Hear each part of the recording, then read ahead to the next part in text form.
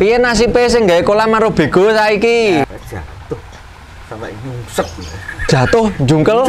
Sik nyungsep pisan. Sik mendelep neh. Wes.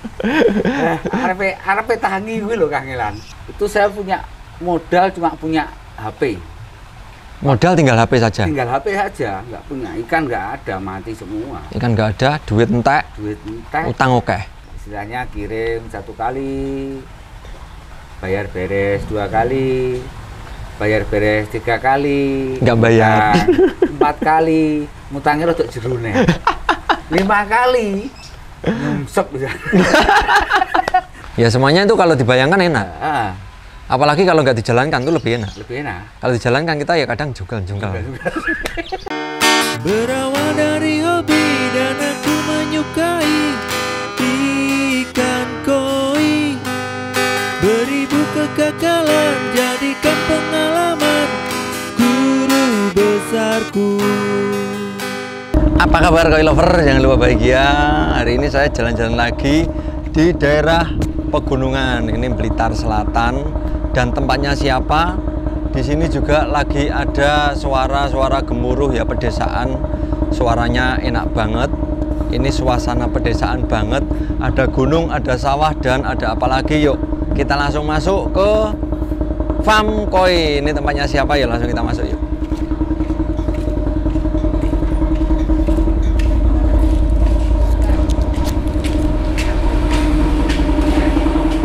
Di sini tertulis Son Koi Farm,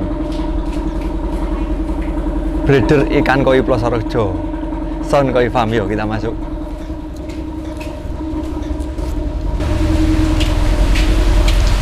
Wah, ini kita sudah nyampe di farmnya ya. Ini ada apa ini? Oh, ada ikan. Gosiki ini karantina. Ini juga nggak mau diapain ini, nggak tahu ya. Kita langsung ketemu pemiliknya dulu aja, belakang. Itu orangnya ada di sana.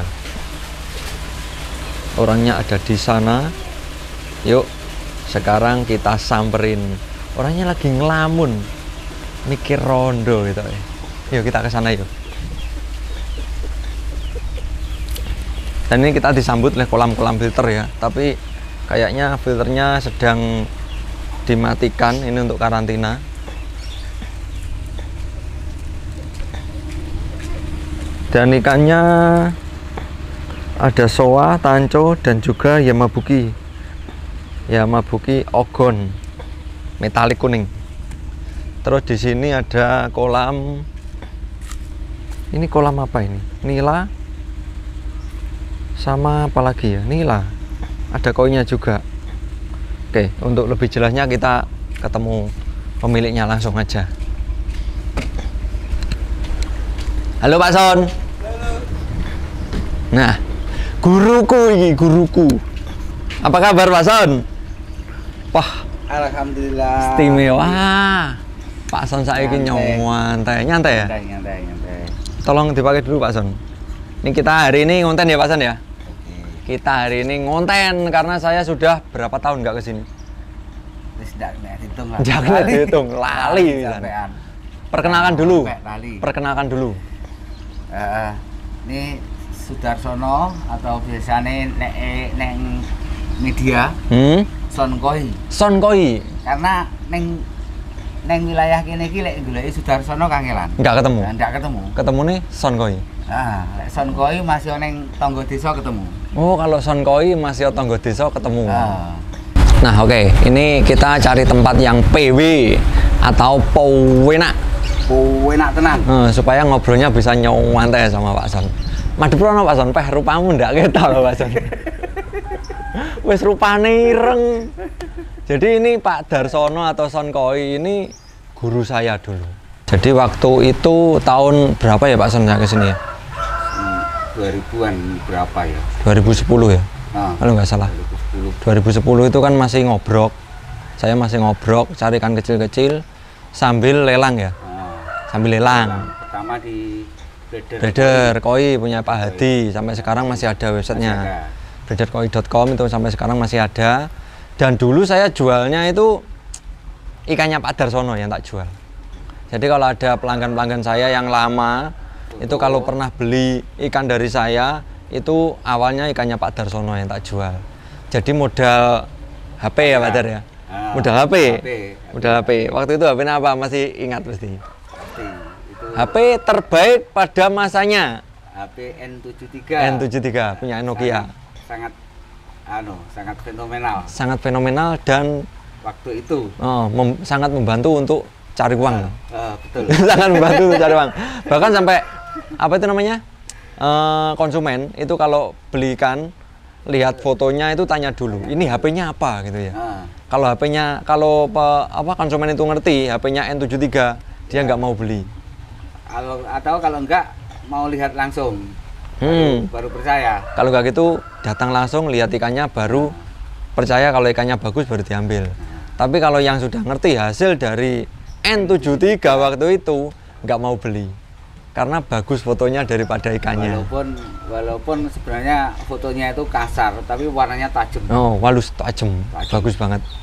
Nah itu masa-masa lalu ya. Jadi saya kesini modal HP, foto ikannya Pak Darsono, kemudian tak posting, laku, setoran. Jadi dari Pak Dar itu sudah dikasih harga ya waktu itu. Untuk latihan biar tahu harganya, karena dulu waktu itu nggak ngerti belas. Nggak ngerti. Jenis apa aja nggak tahu. Jenisnya nggak ngerti. Jadi jenisnya apa itu nggak tahu. Kemudian ini dijual berapa, grade-nya apa juga nggak ngerti. Terus Pak Darsono ini yang sudah paham dengan harga dan kualitas, dikasih harga. Kita dikasih harga untuk setoran, nanti sisanya keuntungan kita gitu ya Pak Dar ya. Nah Pak Darsono sendiri ini mulai budidaya dari tahun kapan Pak Dar? Tahun berapa ya? Tahun 2000. Tahun 2000 itu saya pertama bikin, saya dulu punya kolam itu cuma ukuran 4x5. Itu 4x5 yang mana? Yang itu. Satu 4x5 itu belum tak bongkar, akhirnya tak bikin yang besar itu. Oh iya. Cuma itu aja. Ini dulu saya tahu kok, awalnya 2 atau dijadikan 1 itu ya? Awalnya 2 atau dijadikan 1. Dulu pertama 4x5 tok, masih 1.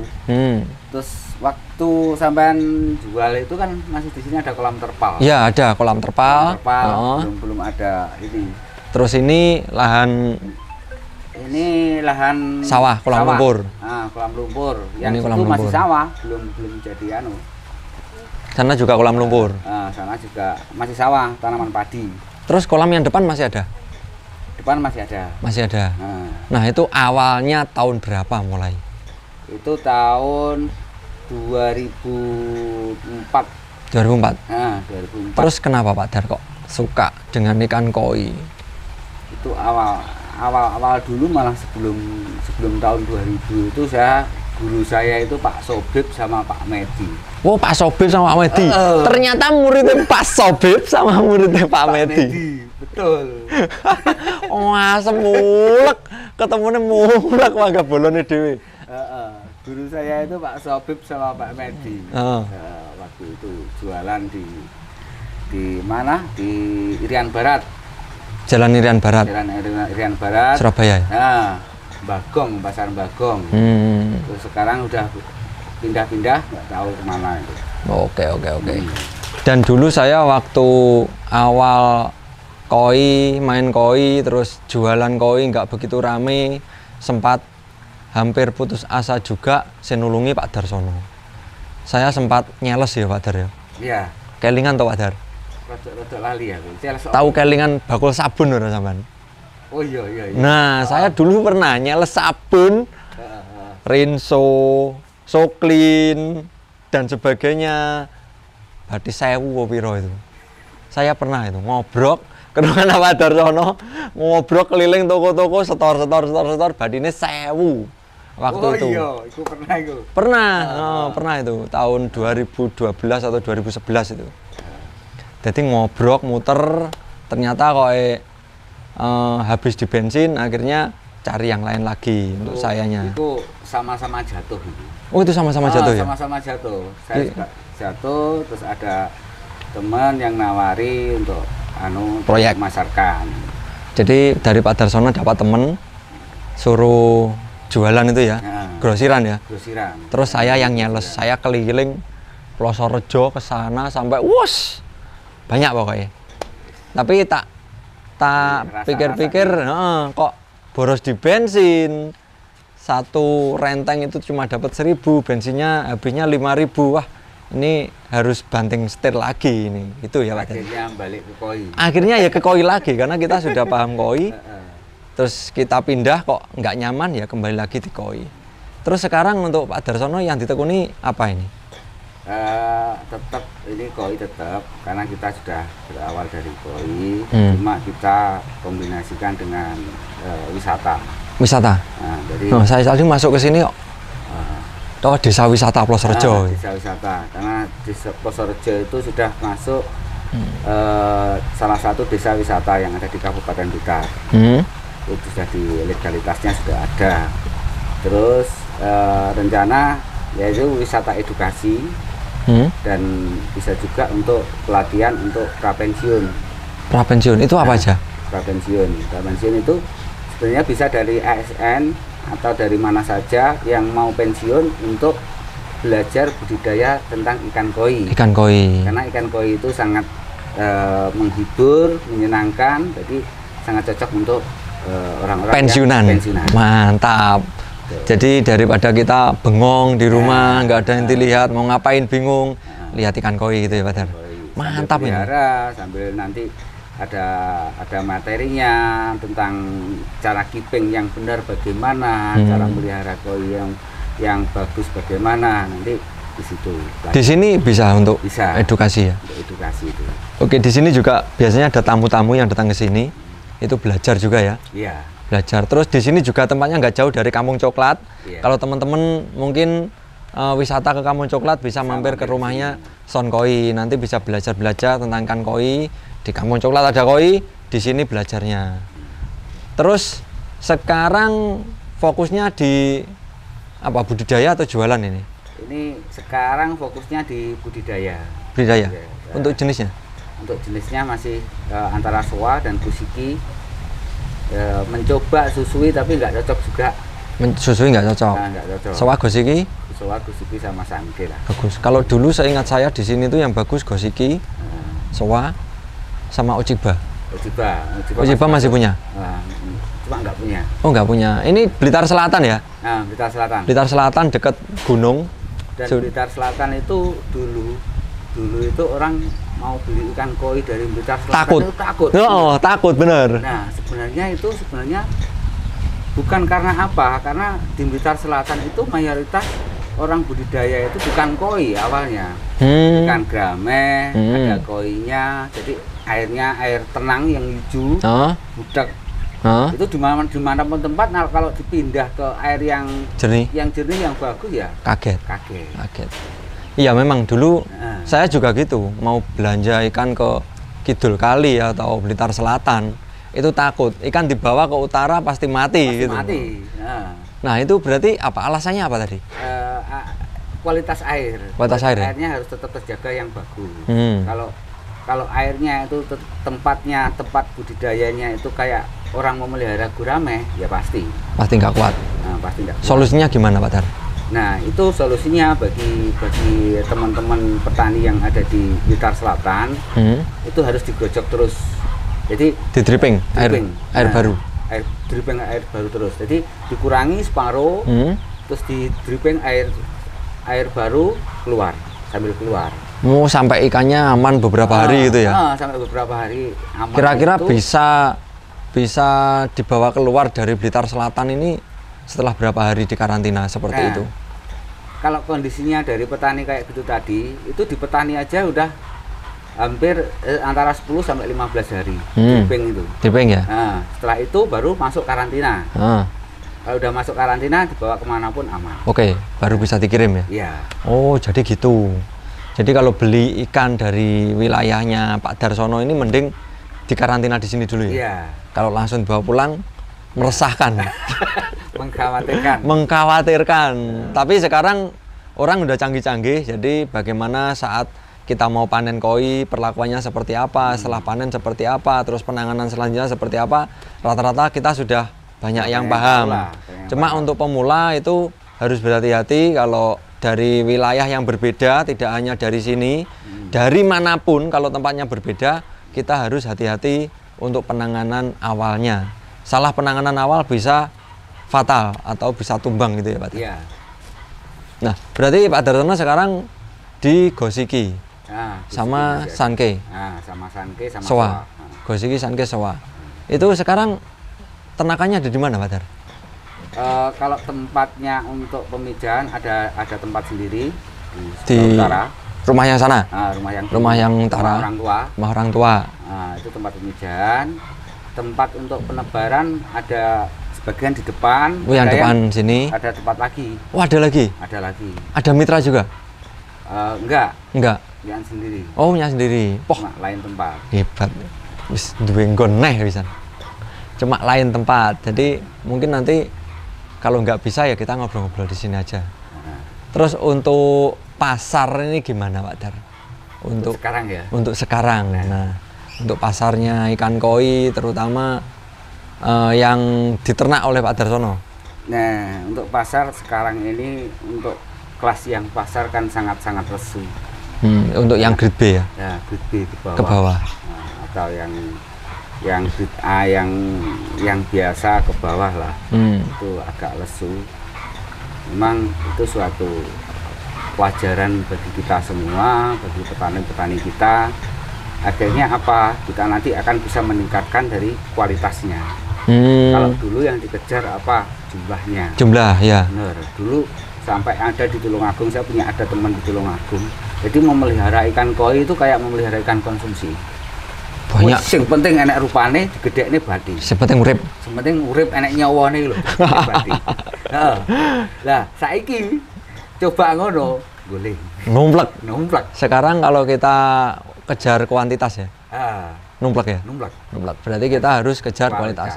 Nah, berarti dengan adanya pasar yang agak lesu, berarti kita diuji untuk meningkatkan berlomba-lomba memperbaiki kualitas ikan koi. Semakin kualitas kita bagus, berarti pasar kita tetap jalan. Nah, jadi untuk teman-teman para petani ya, terutama untuk petani pemula, itu kita harus meningkatkan kualitas breeding dari ikan koi kita. Nah, untuk ke arah situ kan kita harus banyak belajar. Kita harus banyak tahu bagaimana breeding yang bagus, indukan yang bagus, cara seleksi, terutama cara nyeleksi. Indukan bagus sebagus apapun kalau menyeleksinya salah, kan yang misalkan ada 5 ekor yang ikut kebuang kan iya, yang bagusnya ikut kebuang, yang kurang bagus malah diopeni gitu ya kadang ya. Dulu pernah tuh saya beli ikan harga 2.500 di Wak Kropioan, ikutkan lomba juara 1. Nah, belinya dari Kropioan. Saya juga pernah waktu itu. Nah, beli, ingat nih, nah gitu. Beli di rumahnya Pak Medi 5 ribuan, 10 ribuan 5. Ukurannya 15 cm, 10 ribuan 5 ekor. Jenisnya kalau nggak salah Sewadoju Hikari.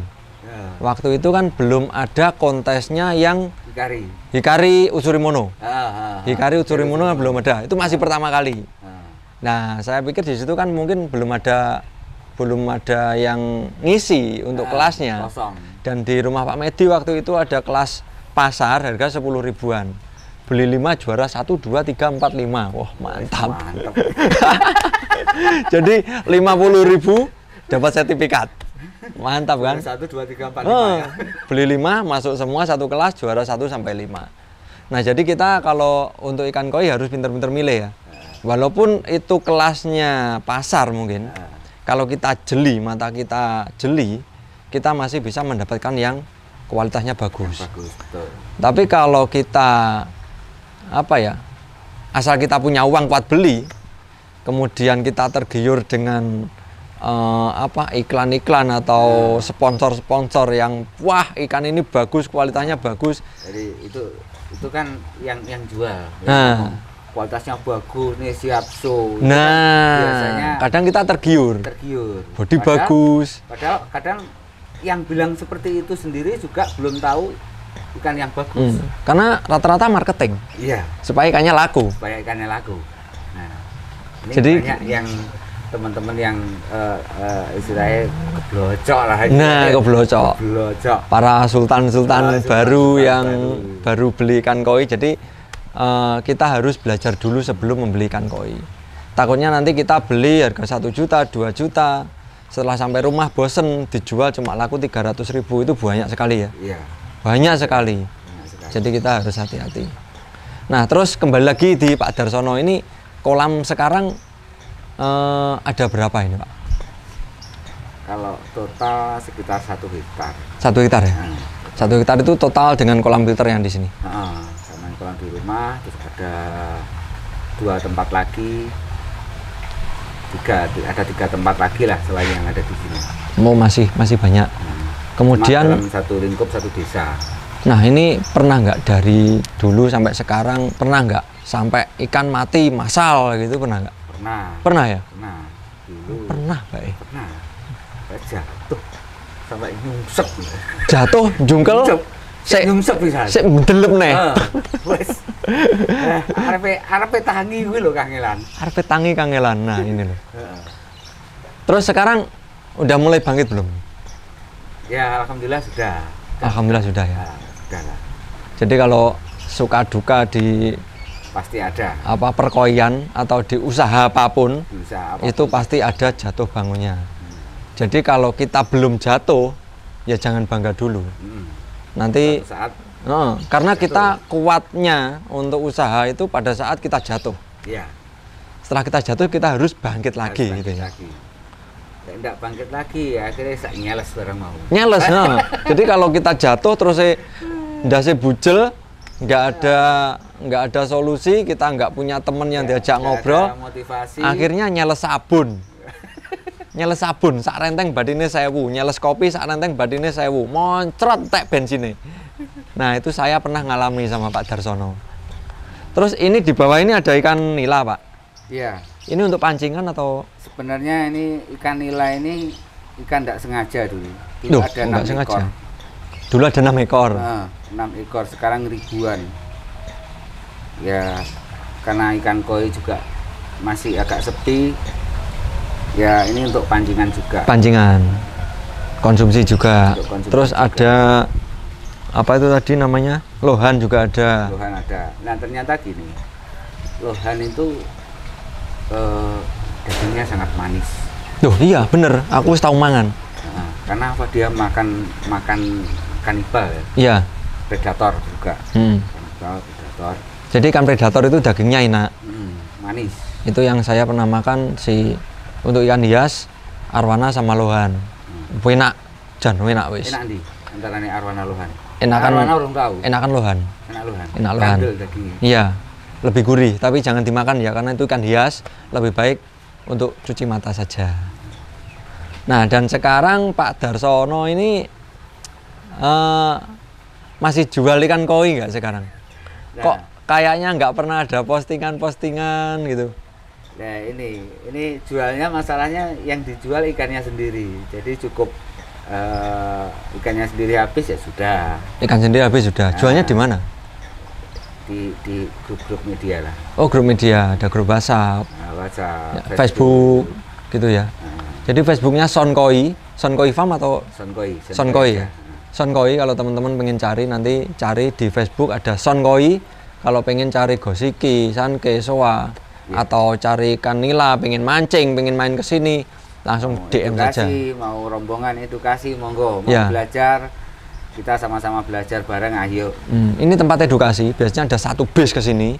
Itu dari mana saja banyak ya, ada mulai dari TK sampai pensiunan, itu biasanya datang ke sini untuk belajar dari ikan koi. Ada yang magang, ada yang kalau untuk magang bisa ya? Bisa. Magang, misal magang budidaya ikan koi itu bisa ya di sini. Bisa. Nah, untuk kemarin banyak yang tanya ke saya mau magang di Wana Koi, karena saya cuma khusus penjualan. Jadi mungkin bisa langsung ke Sonkoi. Di sini ada budidaya sampai penjualannya ada. Nah, untuk Pak Dar nih kira-kira suka dukanya seperti apa, Pak Dar? Untuk main ikan koi itu suka dukanya seperti apa, Pak Dar? Ya, awalnya dulu gini. Ya memang banyak suka dukanya. Banyak sekali. Dukanya ada, sukanya ada. Dukanya itu ketika kita apa ya, belanja ikan. Cerita dulu dari awal, dari awal. Dari awal ya. Dari awal modalmu piro, ndang ceritano. Modalmu piro. Nah, itu biar gini. Aku pernah jatuh terpuruk sampai nyungsep, tak teruskan ya. Tak teruskan ceritaku mau. Nah, monggo. Jatuh terpuruk sampai nyungsep. Itu saya punya modal cuma punya HP. Modal tinggal HP saja. Tinggal HP saja, nggak punya ikan, nggak ada, mati semua. Ikan nggak ada, duit entek. Duit entek. Utang oke. Utang akeh. Biasanya ngono, lek duit entek utang oke.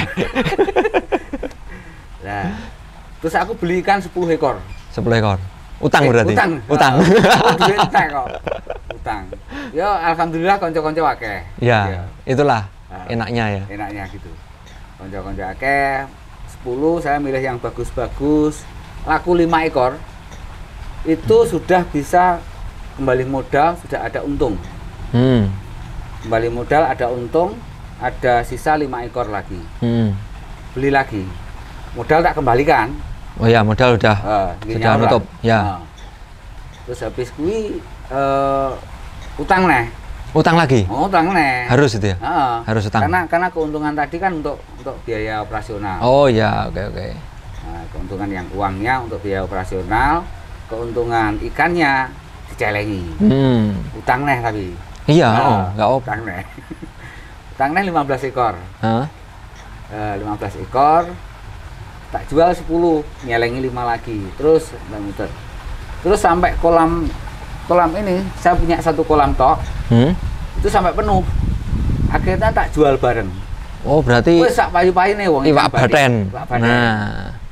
Nah, dari situ baru bisa mampu membuat kolam ini. Buat filter itu. Terus yang lain-lainnya. Ini sampai tanah saya sampai ini tok, yang situ beli, yang sana beli. Mantap. Tuh. Berarti berawal dari kere, numplek, nyungsep, utangnya oke. Utang iwak kancane, dijual, sampai bisa seperti ini. Mantap. Motivasi. Jadi setelah numplek, nyungsep itu kita harus kuat, harus bangkit lagi. Kita yakin ya Pak Dar ya? Kita yakin bisa gitu. Seperti kondisi sekarang ya.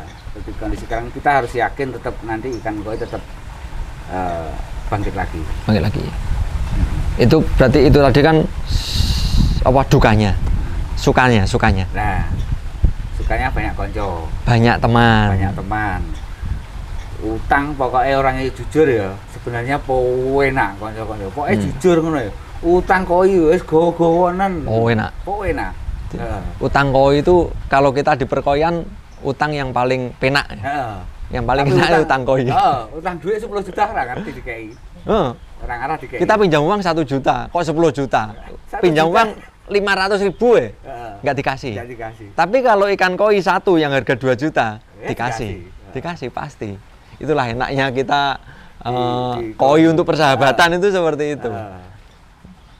Kita bisa saling tolong menolong. Ada juga yang gitu, yang istilahnya kirim 1 kali, bayar beres 2 kali, bayar beres 3 kali, nggak bayar 4 kali, ngutangnya rodok jerune.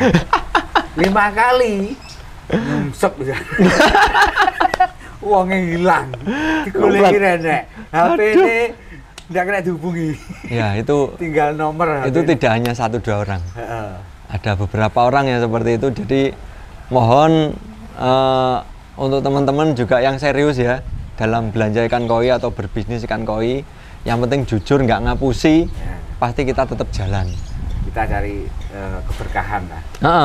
Karena itu nanti akan kembali lagi ke diri kita. Iya, pasti. Ya kadang sampai kasihan juga orang yang seperti itu hidupnya akan terus seperti itu. Terus mau ke teman-teman juga kadang malu kalau sudah ketahuan. Malu. Seperti itu.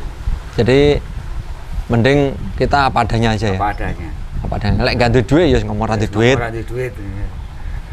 Jadi dongone malah mek duit ae. Bakulan sepi ya Pak Dar. Bakulan sepi ya. Nah, ada video nih. Masa pandemi yang akhir ini kan gini ceritanya. Jadi awal pandemi ikan koi habis bagus, harganya bagus sampai 1 tahun itu. Bahkan kemarin itu stok sampai habis-habis. Ya, ikan Blitar sampai habis itu pandemi. Bener, itu sampai habis. Terus 1 tahun lebih ke belakang sampai 2 tahun mulai banyak orang yang melirik usaha di bidang ikan koi. Akhirnya banyak yang beralih dari gurame, beralih ke koi, ikan patin. Hampir semua perikanan. Hampir semua perikan lele beralih ke koi. Yang punya modal yang nggak bingung usaha, akhirnya beralih koi. Jadi dulu itu kemarin itu kan bikin kolam nggak kayak dulu bikin kolam itu pakai cangkul, sekarang pakai bego. Piye nasibe sing gawe kolam karo bego saiki? Komen di kolom komentar ya. Semoga selalu terus jaya tetap dan semangat, sukses selalu. Tetap semangat. Pokoknya lek mari di bego ya dilanjutkan. Jangan sampai ditinggal karena itu modalnya gede banget. Jadi efek dari kemarin-kemarin banyak yang bikin kolam, sekarang beludak bom waktu dan sekarang seleksi lagi. Overproduksi. Jadi antara produsen sama konsumen tidak seimbang. Jumlahnya produsen lebih banyak daripada sebenarnya konsumennya nambah. Cuma produsennya, petaninya ini nambahnya lebih luar biasa. Nambahnya luar biasa. Kalau kita lihat di pengiriman ini juga nambah. Terus kalau untuk kedepannya gimana Pak Dar? Untuk ikan koi kedepannya kira-kira seperti apa? Gambaran? Gambaran saya ikan koi tetap bagus. Cuma ini seleksi alam. Kita harus pintar-pintar ngatur strategi. Jadi supaya tetap bisa bertahan di ikan koi. Jadi ya itu kita bisa mengkombinasikan dengan wisata, kita bisa mengkombinasikan dengan ikan yang lain yang potensi. Ini sebagian ada, saya sudah coba ikan betutu. Oh betutu, di mana? Di kolamnya mana? Yang 2 kolam ini. Oh yang ini ada betutunya? Ada betutunya, karena ikan betutu itu ikan predator. Ikan predator jadi mangsa ikan apa aja yang kecil. Oh dia makan ikan ya? Makan ikan, dan itu sebenarnya bagus juga untuk mengurangi kompetitor ikan koi juga. Walaupun ikan betutu sendiri kompetitor, tapi kompetitor yang menghasilkan. Nah, harganya cukup menggiurkan. Jualnya di mana kalau betutu? Ada teman-teman yang ada di Jakarta itu ada. Ada penampungnya? Ada. Mantap. Ada penampungnya. Ini baru ya betutu. Kayaknya lagi mulai ngetren ini. Mulai ngetren. Kayaknya bentar lagi rame ini betutu.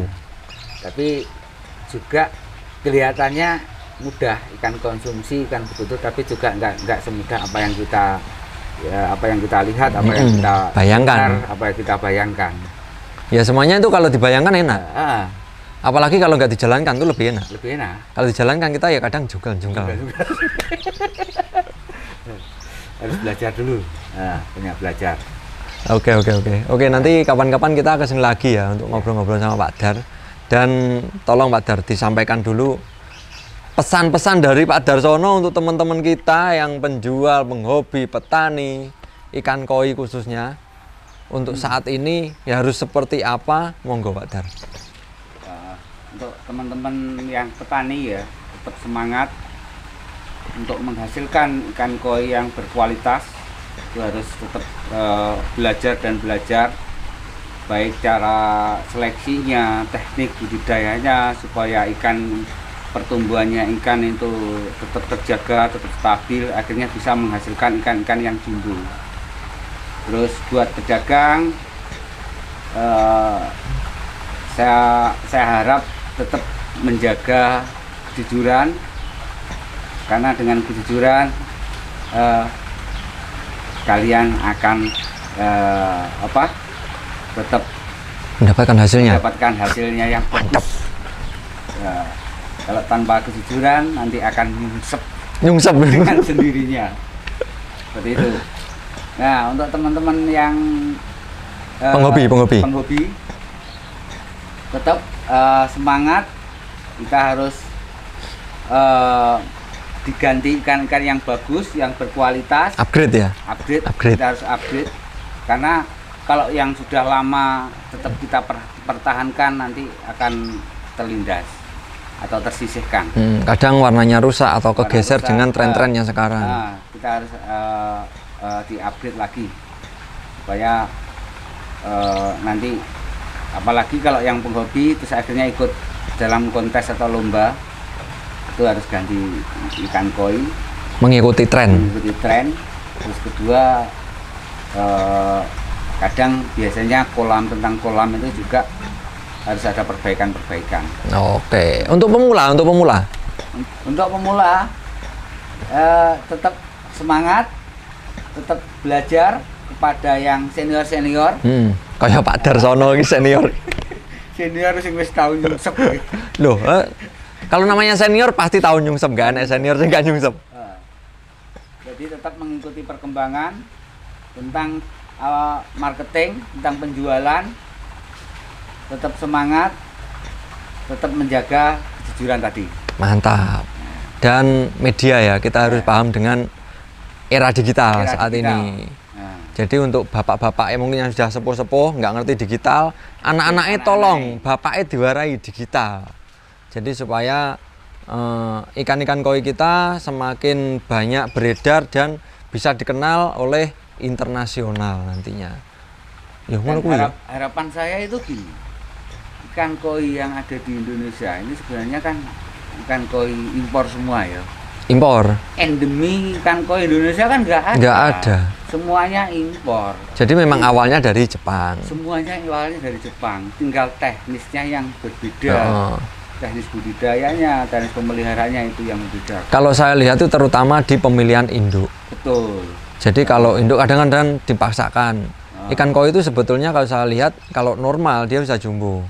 Tapi kalau pemeliharaannya kurang bagus, kemudian 30 cm sudah gendong telur dan dipijahkan, itu bisa mijah. Tapi untuk anakannya kan kualitasnya nggak bisa bagus gitu. Oke, mungkin gitu dulu ya Pak Dar. Ya. Ada lagi yang mau disampaikan? Saya kira sudah cukup. Oke, kira-kira udah cukup dari Pak Darsono sampai di sini dulu. Dan semoga kita ketemu lagi di season berikutnya yang lebih seru lagi. Untuk teman-teman mohon tulis di kolom komentar kira-kira konten apa lagi yang akan saya buat untuk menghibur kalian semua yang ada di rumah. Oke, mungkin sampai di sini dulu untuk acara kita hari ini. Dan sampai ketemu lagi di video berikutnya. Tetap alon-alon pokok klakson dan salam koi untuk persahabatan.